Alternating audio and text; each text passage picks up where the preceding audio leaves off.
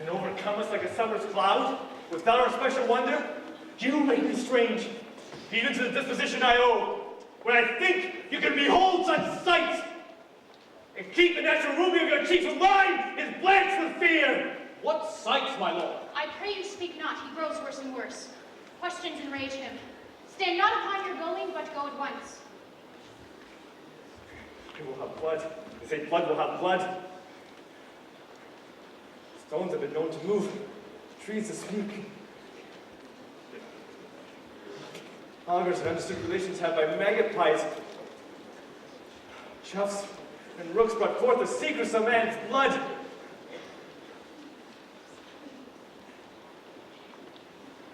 It's the night. Almost at odds with morning, which is which? How sayest thou that Macbeth denies his person at our great bidding?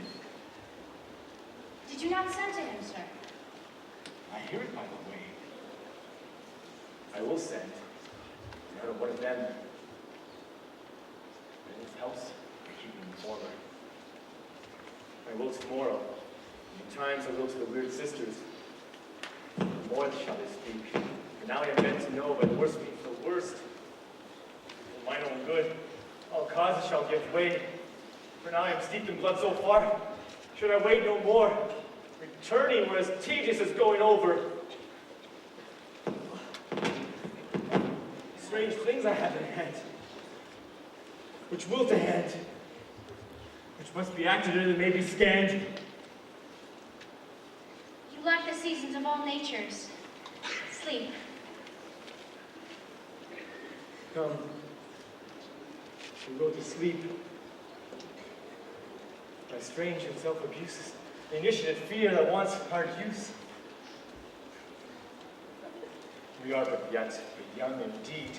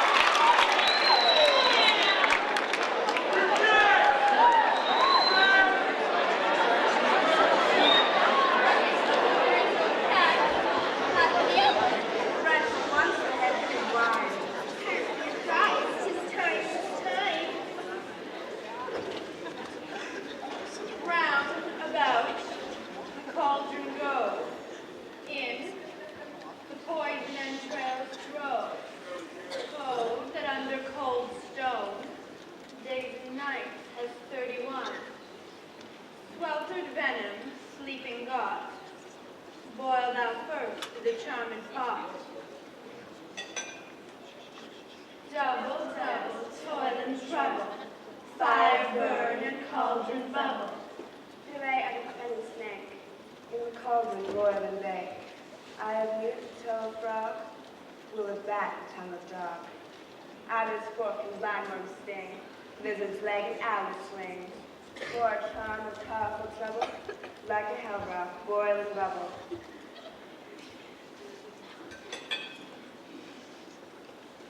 Double, double, toil and trouble, fire burn and cauldron bubble. Scale of dragon, tooth of wolf, bitches, mommy, ma, and goat. A raven, salty, sharp, roots and look, digs in the dark. Liver of blaspheming Jew, gale of goat and slits of you. Silvered in the moon's eclipse, nose of tuck and Tartar's lips. Finger of birth, strangling babe, ditch delivered by a grave. Make the gruel, biscuit slab. Add there to a tiger's chardron for the ingredients of our cauldron. Double, double, toil and trouble, fire burn and cauldron bubble. Cool it with the babbler's blood, then the charm is firm and good. By the pricking of my thumb, something wicked this way comes. Open, look, clever knock.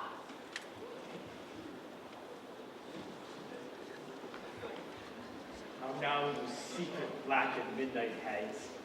What is it you do? A deed without a name. I conjure you by that which you profess. However you come to know it, answer me.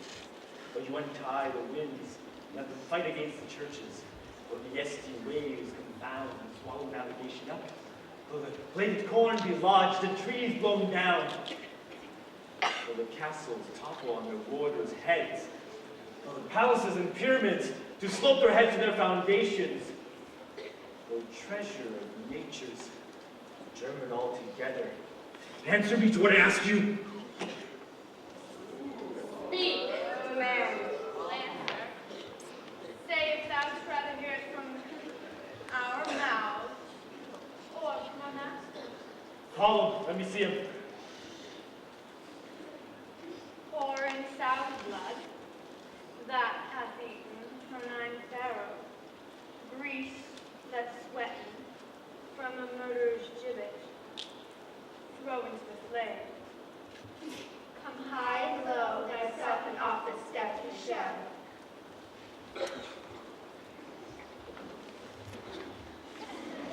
Tell me the unknown power.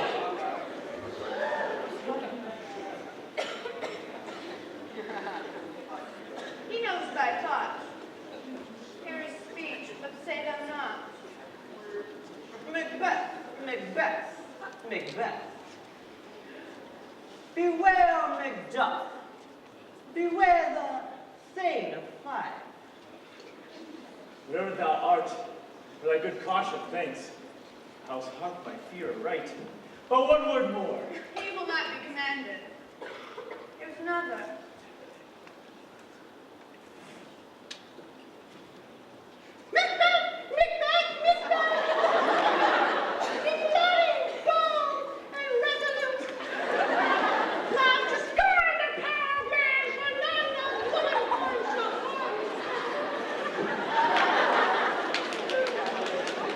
And live, Macduff, or need I fear of thee? But I'll make assurance double sure. Take upon the fate, be sure thou shalt not live. I may tell pale-hearted, fear it lies in sleep in spite of thunder. What is this? Listen, but speak not to it.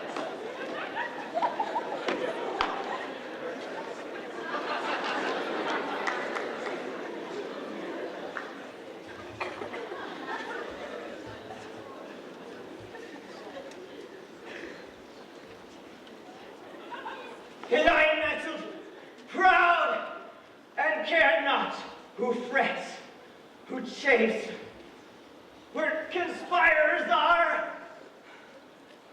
Macbeth shall never vanquished be, till great Baron Wood to high Dunsinane Hill shall come against him.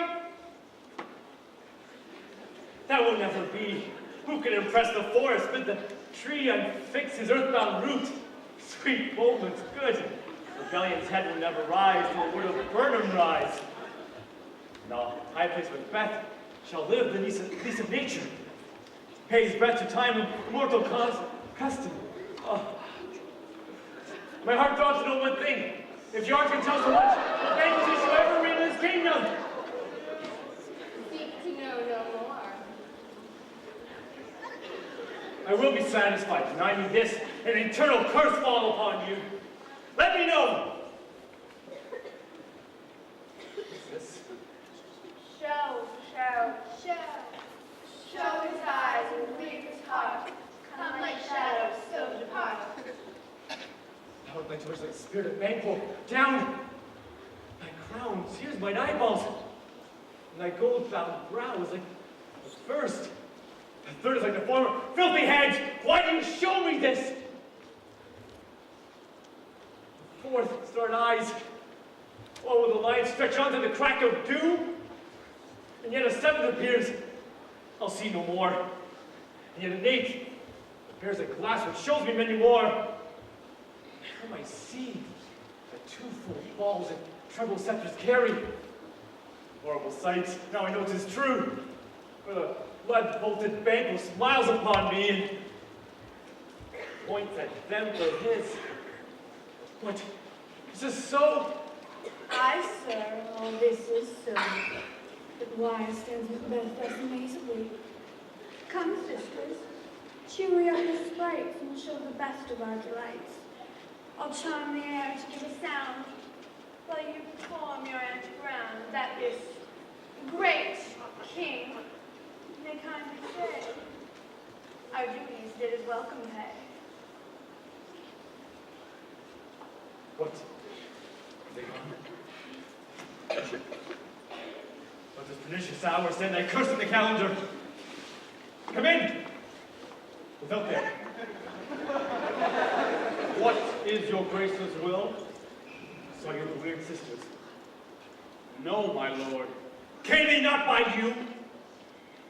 No, indeed, my lord. Affected be the air whereon they ride, and damned be those that trust them. I did hear the gallop of the horse. Who was it came by? 'Tis 2 or 3, my lord, that bring you word Macduff is fled to England. Fled to England. Aye, my good lord. Time to anticipate my dread exploits. The flagging purpose is never undertook without a deed to go with it. And now, the very first things of my heart shall be the first things of my hand. From this moment, to crown my thoughts with axe, we have thought and done. The castle with Macduff I will surprise. Seize upon Fife! Give to the edge of the sword his wife, his babes, and all those unfortunate fools that trace him in his line. No boasting like a fool. This purpose I'll do. For the purpose of who? Where are these gentlemen? Come, bring me where they are.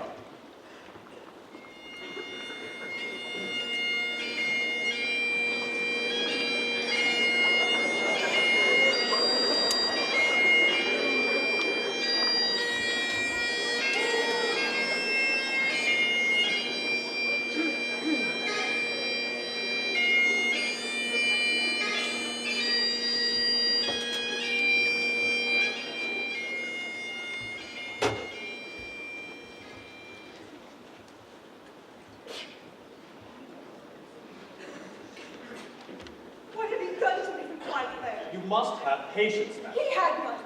His flight is madness. When our actions do not, our fears to make us traitors. You know not whether it was his wisdom or his fear. Wisdom.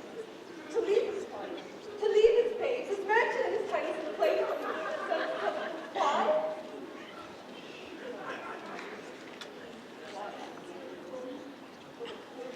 The most beautiful fight.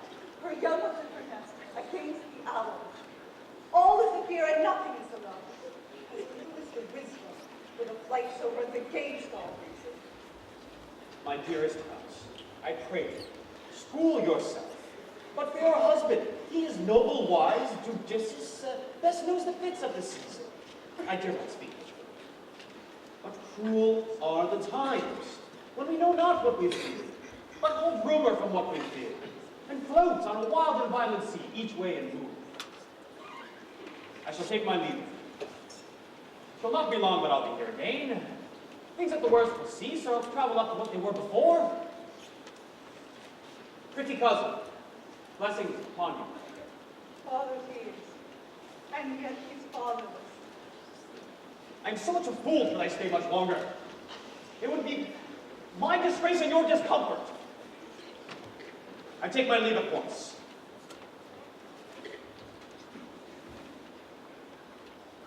Sirrah, your father's dead.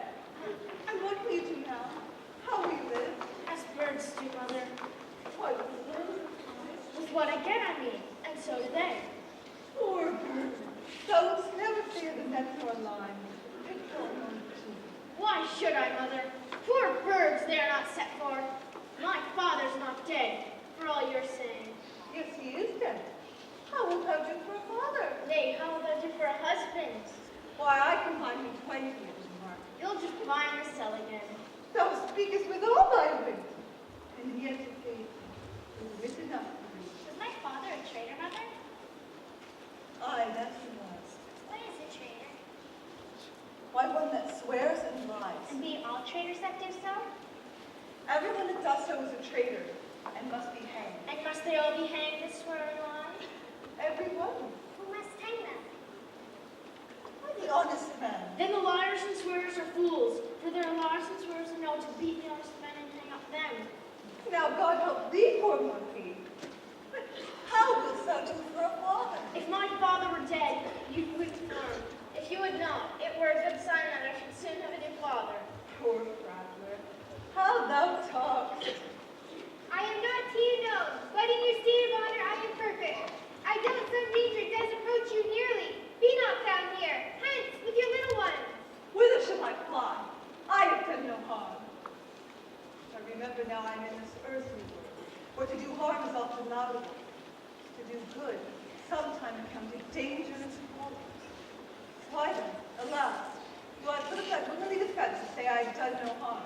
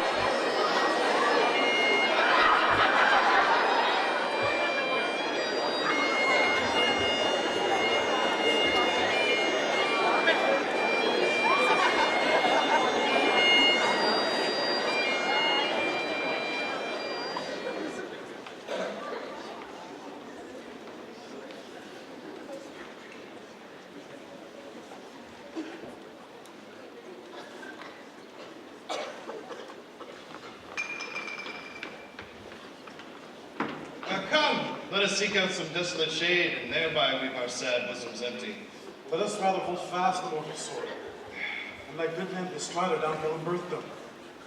Each new moral, new winds howl, new orphans cry, new sorrows strike heaven on the face, that it resounds as if it caught the Scotland, and yelled out like some little billow. What I believe, I'll wail. What no believe and what I can redress, as I shall find time to friend, I will. But what you have spoke, it may be so perchance. This tyrant, whose sole name blisters our tongues, was once thought honest. You have loved him well. He hath not touched you yet. But something you may deserve of him through me and wisdom, to offer up a weak, poor, innocent lamb to appease an angry God. I am not treacherous. But Macbeth is. A good and virtuous nature may recoil at an imperial charge. But I crave your pardon. That which you are, my thoughts cannot transpose. Angels are bright still, though the brightest fell. Though all things will wear the brows of grace, yet grace must still look so. I have lost my hopes. Perchance even where I did find my doubts. Why in that body slept your wife and child? Those precious motives, those strong knots of love, without leave taking? I pray, let not my jealousies be your dishonors. You may be rightly just, whatever I shall think. Lead, poor country. Great tyranny, lay thou thy base ashore. For goodness dare not check thee. Where thou thy wrongs, titles of fear. Fare thee well, Lord. Will not be the tyrant that thou believest, for all the land within the tyrant's grasp, and the rich east to boot. Be not offended. I speak not as an absolute fear of you. I think our country sinks beneath the yoke. It weeps, it bleeds, and each new day a gash is added to her wounds. I think there should be hands uplifted in my right. And here, from gracious England, have I offer of goodly thousands. But for all this, when I shall tread upon the tyrant's head, or wear it on my sword, yet my poor country shall have more vices than it had before, more supper in sundry ways than ever by him that shall succeed. What should he be? It is myself, I mean, in whom I know all the particulars of life so grafted, that when they be opened, black Macbeth will seem as pure as snow, and the poor state esteem him as a lamb being compared with my confining size.